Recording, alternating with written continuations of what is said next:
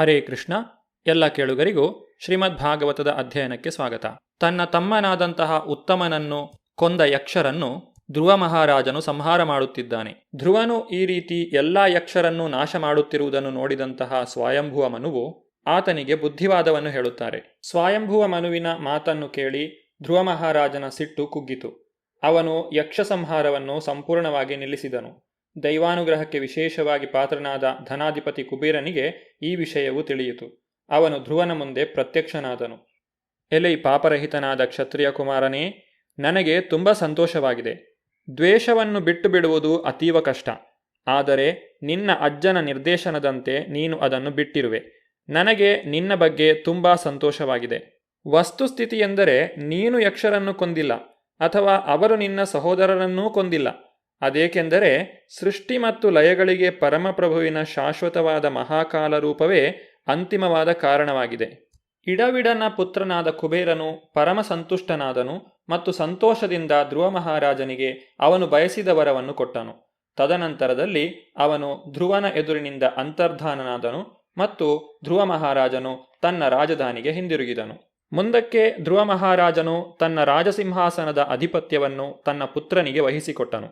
ನಂತರ ಹಿಮಾಲಯ ಪರ್ವತದಲ್ಲಿ ಪ್ರಸಿದ್ಧವಾದ ಬದರಿಕಾಶ್ರಮವೆಂಬ ಅರಣ್ಯಕ್ಕೆ ಹೊರಟು ಹೋದನು. ಬದರಿಕಾಶ್ರಮದಲ್ಲಿ ಸ್ಫುಟಿಕದಷ್ಟು ಶುಭ್ರವಾದ ಮತ್ತು ಶುಚಿಯಾದ ನೀರಿನಲ್ಲಿ ನಿಯಮಿತವಾಗಿ ಸ್ನಾನ ಮಾಡಿದ್ದರಿಂದ ಧ್ರುವ ಮಹಾರಾಜನ ಇಂದ್ರಿಯಗಳು ಸಂಪೂರ್ಣವಾಗಿ ಶುದ್ಧವಾದವು. ಅವನು ಆಸನ ಸ್ಥಿತಿಯನ್ನು ಸ್ಥಿರಗೊಳಿಸಿದನು. ಯೋಗ ಸಾಧನೆಯಿಂದ ಶ್ವಾಸಕ್ರಮವನ್ನು ಪ್ರಾಣವಾಯುವನ್ನು ನಿಯಂತ್ರಿಸಿಕೊಂಡನು. ಈ ಕ್ರಮದಿಂದ ಅವನ ಇಂದ್ರಿಯಗಳು ಪೂರ್ಣವಾಗಿ ನಿಗ್ರಹಗೊಂಡವು. ಬಳಿಕ ಆತನು ಭಗವಂತನ ಯಥಾರ್ಥ ಪ್ರತೀಕರೂಪವಾದ ಅರ್ಚಾವಿಗ್ರಹದಲ್ಲಿ ತನ್ನ ಮನಸ್ಸನ್ನು ಕೇಂದ್ರೀಕರಿಸಿದನು. ಹೀಗೆ ಭಗವಂತನನ್ನು ಧ್ಯಾನಿಸುತ್ತಾ ಪೂರ್ಣ ಸಮಾಧಿ ಸ್ಥಿತಿಯನ್ನು ಪ್ರವೇಶಿಸಿದನು. ಆತನ ದಿವ್ಯ ಪರಮಾನಂದದ ಕಾರಣದಿಂದಾಗಿ ಕಣ್ಣುಗಳಿಂದ ಅವಿಚ್ಛಿನ್ನವಾದ ಬಾಷ್ಪಗಳು ಪ್ರವಹಿಸಿದವು. ಅವನ ಹೃದಯವು ಕರಗಿತು. ಸಮಗ್ರ ಶರೀರದಲ್ಲಿ ಕಂಪನವೂ ರೋಮಾಂಚನವೂ ಉಂಟಾಯಿತು. ಹೀಗೆ ಭಕ್ತಿ ಸೇವೆಯ ಸಮಾಧಿಯಲ್ಲಿ ಮಾರ್ಪಾಟು ಹೊಂದಿ ಧ್ರುವ ಮಹಾರಾಜನು ತನ್ನ ದೈಹಿಕ ಅಸ್ತಿತ್ವವನ್ನು ಸಂಪೂರ್ಣವಾಗಿ ಮರೆತನು ಮತ್ತು ಈ ರೀತಿಯಾಗಿ ಆತನು ಅನುಕ್ಷಣದಲ್ಲೇ ಭೌತಿಕ ಬಂಧನದಿಂದ ಮುಕ್ತನಾದನು. ಅವನಲ್ಲಿ ಮುಕ್ತಿಯ ಲಕ್ಷಣಗಳು ವ್ಯಕ್ತವಾಗುತ್ತಿದ್ದಂತೆಯೇ ಆತನು ಆಕಾಶದಿಂದ ಕೆಳಗೆ ಬರುತ್ತಿರುವ ಅತ್ಯಂತ ಸುಂದರವಾದ ಒಂದು ವಿಮಾನವನ್ನು ಕಂಡನು. ಅದು 10 ದಿಕ್ಕುಗಳನ್ನು ಬೆಳಗುತ್ತಾ ಕೆಳಗೆ ಇಳಿಯುತ್ತಿರುವ ಪ್ರಕಾಶಮಾನವಾದ ಪೂರ್ಣಚಂದ್ರನೋ ಎಂಬಂತಿತ್ತು. ಧ್ರುವ ಮಹಾರಾಜನು ಭಗವಾನ್ ವಿಷ್ಣುವಿನ ಅತ್ಯಂತ ಸುಂದರವಾದ 2 ಸಹಚರರನ್ನು ಆ ವಿಮಾನದಲ್ಲಿ ಕಂಡನು. ಅವರು ಚತುರ್ಭುಜಗಳನ್ನು ಹಾಗೂ ಶ್ಯಾಮಲವಾದ ದೈಹಿಕ ಕಾಂತಿಯನ್ನು ಹೊಂದಿದ್ದರು. ನವತರುಣರಾಗಿದ್ದರು. ಅವರ ಕಣ್ಣುಗಳು ಕೆಂದಾವರೆಗಳಂತೆ ಇದ್ದು ಕೈಗಳಲ್ಲಿ ಗದೆಗಳನ್ನು ಧರಿಸಿದ್ದರು. ಕಿರೀಟಧಾರಿಗಳಾಗಿದ್ದ ಅವರು ಅತ್ಯಾಕರ್ಷಕವಾದ ವಸ್ತ್ರಗಳಿಂದಲೂ ಹಾರ ಕಂಕಣ ಹಾಗೂ ಕರ್ಣಕುಂಡಲಗಳಿಂದಲೂ ವಿಭೂಷಿತರಾಗಿದ್ದರು. ಈ ಅಸಾಮಾನ್ಯ ವ್ಯಕ್ತಿಗಳು ದೇವೋತ್ತಮ ಪರಮಪುರುಷನ ಸಾಕ್ಷಾತ್ ಸೇವಕರೆಂದು ಧ್ರುವ ಮಹಾರಾಜನು ಕಂಡುಕೊಳ್ಳುತ್ತಲೇ ಎದ್ದು ನಿಂತನು. ಆಶ್ಚರ್ಯಚಕಿತನಾದ ಅವನು ಅವಸರದಲ್ಲಿ ಅವರನ್ನು ಹೇಗೆ ಯೋಗ್ಯ ರೀತಿಯಲ್ಲಿ ಸ್ವಾಗತಿಸಬೇಕು ಎಂಬುದನ್ನು ಮರೆತನು. ಆದ್ದರಿಂದ ಕೈಗಳನ್ನು ಜೋಡಿಸಿ ಕೇವಲ ಪ್ರಣಾಮಗಳನ್ನು ಮಾತ್ರ ಸಲ್ಲಿಸಿದನು ಮತ್ತು ಭಗವಂತನ ಪಾವನ ನಾಮವನ್ನು ಕೀರ್ತಿಸಿದನು. ಧ್ರುವ ಮಹಾರಾಜನು ಶ್ರೀಕೃಷ್ಣನ ಚರಣಕಮಲಗಳ ಧ್ಯಾನದಲ್ಲಿ ಸದಾ ತಲ್ಲೀನನಾಗಿರುತ್ತಿದ್ದನು. ಅವನ ಹೃದಯವು ಶ್ರೀಕೃಷ್ಣನಿಂದ ತುಂಬಿತ್ತು. ಭಗವಂತನ ನಂದ ಮತ್ತು ಸುನಂದರೆಂಬ 2 ಸೇವಕರು ನಸುನಗುತ್ತಾ ಆನಂದದಿಂದ ಅವನನ್ನು ಸಂಧಿಸಿದಾಗ ಧ್ರುವ ಮಹಾರಾಜನು ಕೈಗಳನ್ನು ಜೋಡಿಸಿ ವಿನೀತನಾಗಿ ಅವರನ್ನು ವಂದಿಸಿದನು. ವಿಷ್ಣುದೂತರು ಧ್ರುವ ಮಹಾರಾಜನಲ್ಲಿ ಈ ರೀತಿಯಾಗಿ ನುಡಿದರು: ಪ್ರಿಯ ರಾಜನೇ, ನಿನಗೆ ಭವ್ಯ ಭವಿಷ್ಯವಿರಲಿ.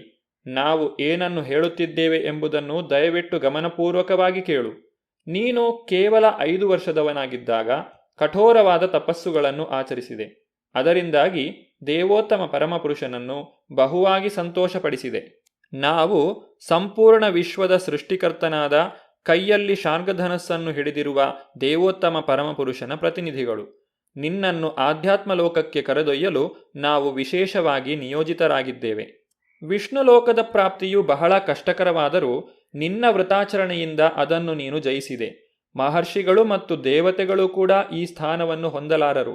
ನಿನ್ನ ಪೂರ್ವಜರಾಗಲಿ ಅಥವಾ ನಿನಗಿಂತ ಮೊದಲ ಯಾರೇ ಆಗಲಿ ಇಂತಹ ದಿವ್ಯಲೋಕವನ್ನು ಎಂದೂ ಹೊಂದಿದ್ದಿಲ್ಲ. ಭಗವಾನ್ ವಿಷ್ಣುವು ಸ್ವಯಂ ವಾಸ ಮಾಡುವ ವಿಷ್ಣುಲೋಕವೆಂದು ಪ್ರಸಿದ್ಧವಾದ ಲೋಕವು ಎಲ್ಲಕ್ಕಿಂತ ಶ್ರೇಷ್ಠವಾದುದು. ಈ ವಿಶ್ವದಲ್ಲಿರುವ ಇತರ ಎಲ್ಲ ಲೋಕಗಳ ನಿವಾಸಿಗಳಿಂದ ಇದು ಪೂಜಾರ್ಹವಾಗಿದೆ. ದಯವಿಟ್ಟು ನಮ್ಮೊಡನೆ ಬಾ, ಅಲ್ಲಿ ಶಾಶ್ವತವಾಗಿ ನೆಲೆಸು.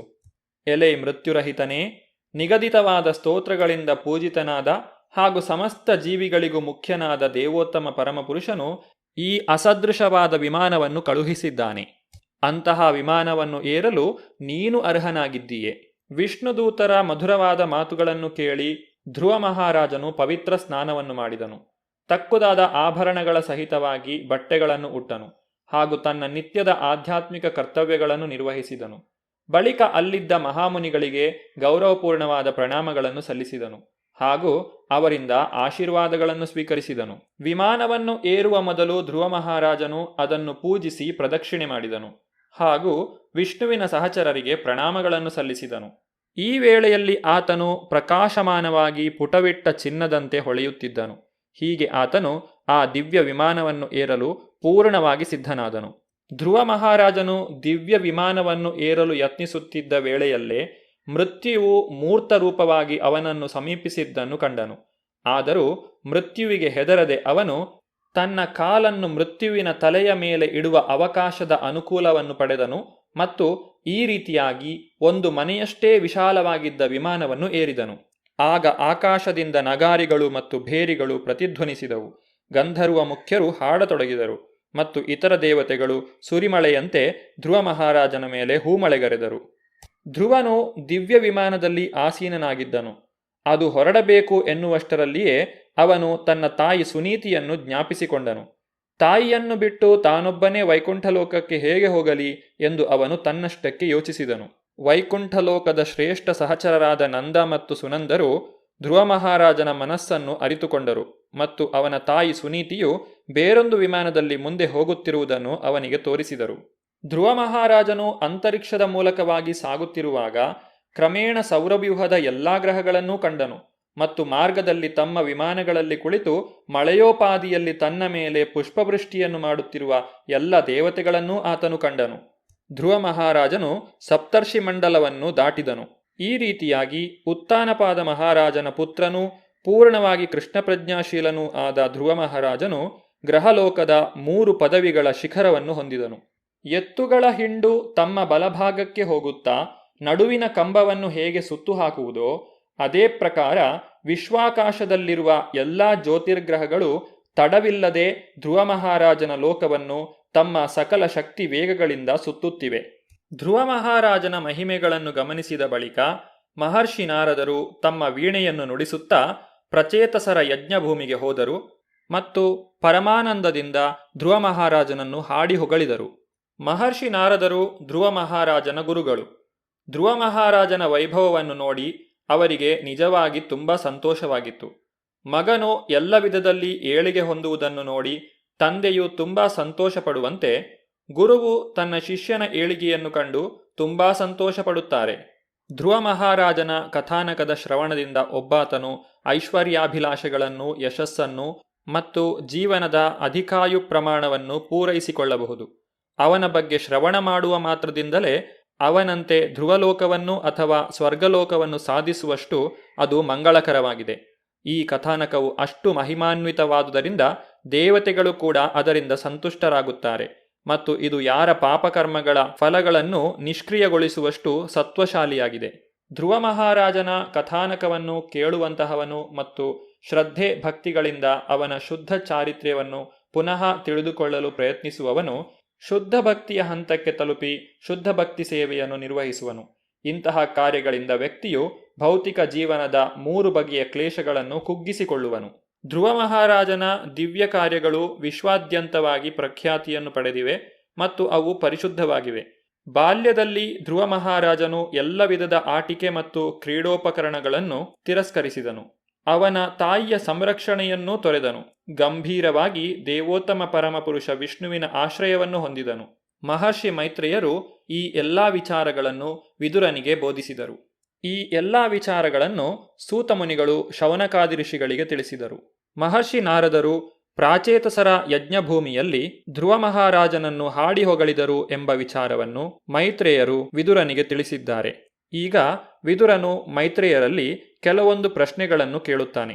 ಪ್ರಾಚೇತಸರು ಯಾರು? ಅವರು ಯಾವ ವಂಶಕ್ಕೆ ಸೇರಿದವರು? ಯಾರ ಮಕ್ಕಳು? ಅವರು ಮಹಾಯಜ್ಞಗಳನ್ನು ಎಲ್ಲಿ ಮಾಡಿದರು? ವಿದುರನು ಪ್ರಾಚೇತಸರ ಬಗ್ಗೆ ಮೈತ್ರೇಯ ಮುನಿಗಳಲ್ಲಿ ಕೇಳಿದಂತಹ ಈ ಪ್ರಶ್ನೆಗಳಿಗೆ ಮೈತ್ರೇಯರು ಏನೆಂದು ಉತ್ತರಿಸುತ್ತಾರೆ ಎಂಬುದನ್ನು ನಾವು ಮುಂದಿನ ಸಂಚಿಕೆಯಲ್ಲಿ ನೋಡೋಣ. ಧನ್ಯವಾದಗಳು. ಹರೇ ಕೃಷ್ಣ.